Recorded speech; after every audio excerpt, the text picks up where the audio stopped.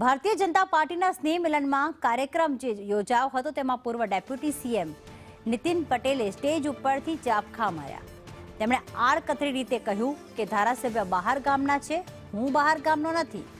કડીને 50 વર્ષથી ઓળખું છું અને કોણ ખાડા પાડે છે અને કોણ પૂરે છે મને ખબર છે। કડીમાં હું બેઠો છું ત્યાં સુધી ખોટું નહીં થવા દઉં। હું રસ્તો કે મફતિયો રાજકારણી નથી, માફ કરશો, હું સસ્તો કે મફતિયો રાજકારણી નથી, તેવું પણ નીતિન પટેલે કહ્યું। સાથે કહ્યું કે હોદ્દાથી કશું નથી થતું, વ્યક્તિથી જ થાય છે।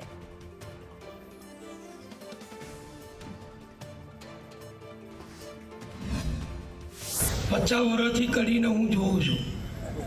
ધારાસભ્ય તો જો 4 મહિના બિચારા થયા છે, એટલે મને છેતરતા નહીં, એમને છેતરજો। આજે આપણી સરકાર બની, વડાપ્રધાન તરીકે મુખ્યમંત્રી તરીકે નરેન્દ્રભાઈ આવ્યા અને 2007માં ગુજરાતના સ્થાપનાના 50 વર્ષ થયા, 2060થી એમાં 10માં।